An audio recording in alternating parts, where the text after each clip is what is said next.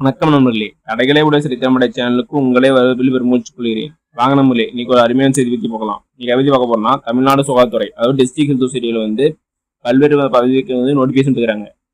வாங்க அதை பற்றி பார்க்கலாம். வாங்க இந்த வீடியோவில் அதுக்கு என்ன எலிஜிபிலிட்டி, எவ்வளவு சேலரி கிடைக்கும், எப்படி அப்ளை பண்றது, இன்னும் மேல் பாவம் தெரிஞ்சுக்கலாம். இந்த வீடியோ கடைசி வரைக்கும் ஸ்கிப் பண்ணா பாருங்க, ஒவ்வொரு தகவலும் ரொம்ப இம்பார்ட்டன்ட். இதுதான் அந்த notification. District health society Perambalur டிஸ்ட்ரிக்ட்ல இருந்து நோட்டிபிகேஷன் இருக்கிறாங்க. எப்போ அப்ளை பண்ணது லாஸ்ட் டேட்னா 20/12/2024 5 PM அப்ளை பண்ணோம். வாங்க நெக்ஸ்ட் வந்து என்னென்ன போஸ்ட்டுன்னு பார்க்கலாங்க. ஆயுஷ் மெடிக்கல் ஆஃபீஸர், அதுக்கு வந்து ஒரு வேகன்சி இருக்குது. அதுக்கு என்ன முடிச்சுன்னா பேச்சுலர் டிகிரி வந்து BS/MS முடிச்சிருக்கணும். அதுக்கு சேலரி வந்து 34,000 ஸ்டார்டிங் சேலரி. அதுக்கு ஏஜ் வந்து 59 இருக்கணும். அதே மாதிரி தான் மல்டி பர்பஸ் ஹாஸ்பிட்டல் ஒர்க்கருக்கு வந்து 2 வேகன்சி இருக்குது. அதுக்கு ஏஜ் 35 சேலரி வந்து ஒரு நாளைக்கு 300 ரூபா. அதுக்கு 8th பாஸ் பண்ணியிருக்கணும். அது மட்டும் இல்லாமல் தமிழ் எழுதுறது செஞ்சிருக்கணும் சொல்லிடுறாங்க. நெக்ஸ்ட் வந்து ப்ரோக்ராம் கம் அட்மினிஸ்ட்ரேட்டிவ் அசிஸ்டன்ட்டுக்கு ஒரு வேகன்சி இருக்குது. அதுக்கான குவாலிஃபிகேஷன் வந்து கொடுத்துருக்காங்க, அதெல்லாம் பார்த்துக்காங்க. அதேமாரி மிட் லெவல் ஹெல்த் ப்ரொவைடருக்கு 5 வேகன்சியும், மல்டி பர்பஸ் ஹெல்த் ஒர்க்கருக்கு ஒரு வேகன்சியும், டென்டல் ஜட்ஜனுக்கு ஒரு வேகன்சி இருக்குது. அதுக்கான குவாலிஃபிகேஷன்லாம் கொடுத்துறாங்க. அதுக்கு எவ்வளோ ஏஜ் லிமிட்டு, எவ்வளோ சேலரி கிடைக்கும் அதெல்லாம் கொடுத்துறாங்க, அதெல்லாம் பார்த்துக்கோங்க. நெக்ஸ்ட் வந்து ரேடியோகிராஃபருக்கு வந்து 2 வேகன்சியும், DEICக்கு ஒரு வேகன்சி இருக்குது. அது ட்ராமா கேர் ஹாஸ்பிட்டல் ஒர்க்கருக்கு ஒரு வேகன்சியும், லேபர் MMU டிரைவருக்கு ஒரு வேகன்சி இருக்குது. அதுக்கான கல்வி தகுதி ப்ளஸ் சேலரி எவ்வளோ, அப்புறம் ஏஜ் லிமிட் எல்லாம் கொடுத்துறாங்க, அதெல்லாம் கரெக்டாக செக் பண்ணிக்கங்க.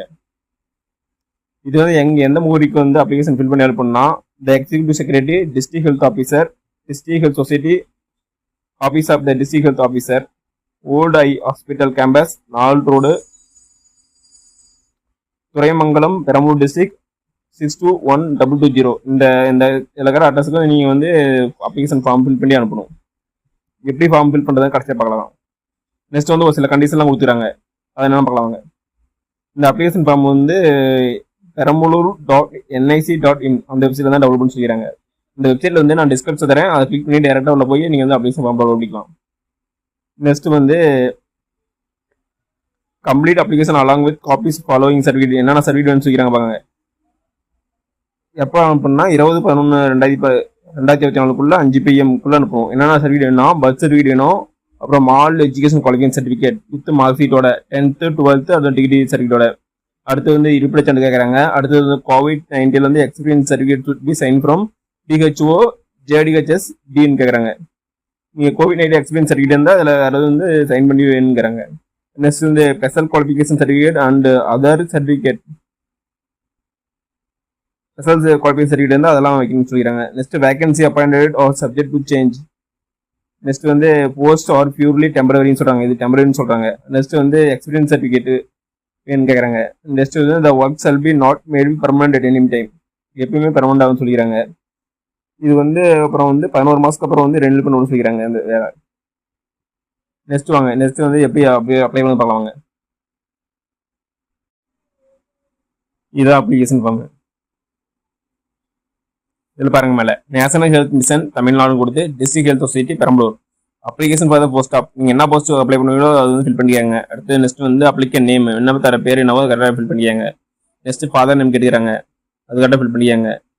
அடுத்து வந்து date of birth, date month year அந்த ஃபார்மெட்டில் ஃபில் பண்ணணும். நெக்ஸ்ட் வயசு, உங்கள் வயசு என்னவோ கரெக்டாக ஃபில் பண்ணிக்காங்க. உங்களுக்கு கல்வி தகுதி என்னவோ கரெக்டாக போட்டுக்காங்க. நெக்ஸ்ட் வந்து தற்போதைய வீட்டு முகவரி,